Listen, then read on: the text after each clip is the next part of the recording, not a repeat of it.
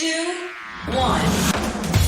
7 things you probably didn't know you need to know. I'm Jamie East, and this is the Smart 7. Good morning, everybody. It's Friday the 4th of March, and it's Overseas NHS Workers' Day.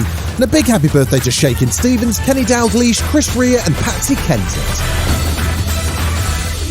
7. And people say, forget about this and that, about apocalypse, the end of the world. The end of the world has arrived. That was President Zelensky of Ukraine speaking through a translator after another brutal day of Russian attacks on his country. The attacks included shelling of Europe's largest nuclear plant at Zaporizhzhia, which started a fire that burned through the night. World leaders, including Boris Johnson and Joe Biden, called for an immediate halt to attacks on the plant, which is 6 times the size of Chernobyl. There's also been a continuous bombardment of the strategically important city of Mariupol, which has left residents terrified as they've had no power, heat or water for the last 2 days. Russia's attempting to close off the Black Sea and create a land bridge to Crimea. Peace talks on Thursday reached a tentative agreement for humanitarian corridors for evacuation and food supplies, but no progress on bigger issues. President Putin held a press conference on Thursday at which he claimed everything was proceeding according to plan, even though the Ukrainians estimate 9,000 Russian troops have been killed so far.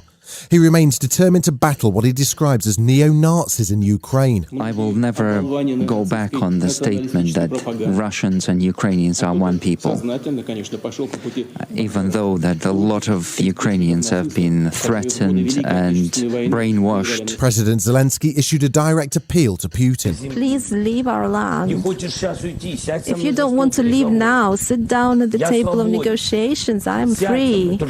I'm your neighbor. I don't need to be 30 meters away. I don't bite. I'm a normal guy. Sit down with me and talk. What are you afraid of?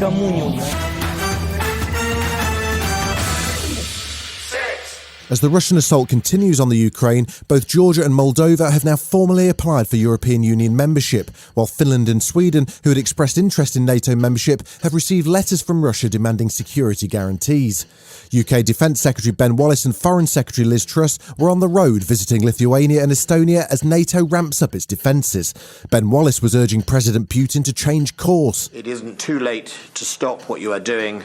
You risk being isolated for decades to come. The international community is united, and we won't accept what we are seeing in Ukraine. And while the Ukrainians continue to plead for more support in the enforcement of a no-fly zone, Wallace says that it's still not an option at this point. For us to have a no-fly zone over Ukraine, air forces would have to enforce it, and you would be very quickly into a war across the whole of Europe.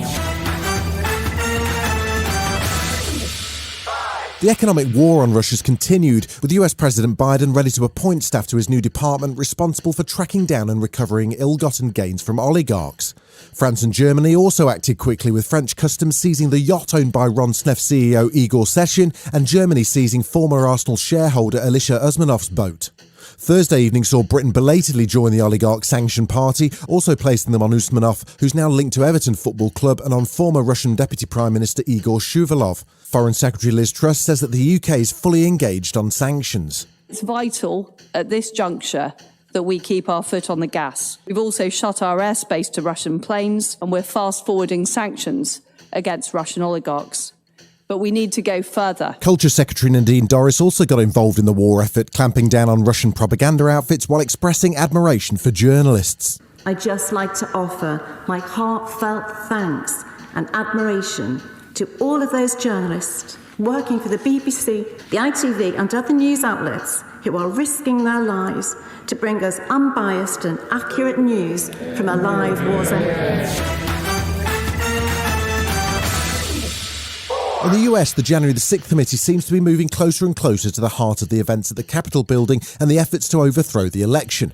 Bill Barr was Donald Trump's Attorney General for nearly 2 years. Now he's got a book out and he's spilling the beans on Trump, calling him off the rails and explaining how he got fired in December 2020 after he challenged Donald's many theories of election fraud. He spoke to NBC News and described the moment in the Oval Office. And I told him that all this stuff was bullshit.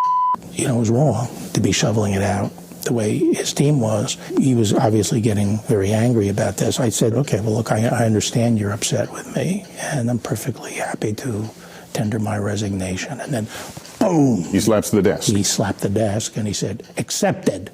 accept it. Still to come on the Smart 7, Colin Farrell is unrecognisable and Olivia Rodrigo's winning at everything. Right after this. Welcome back.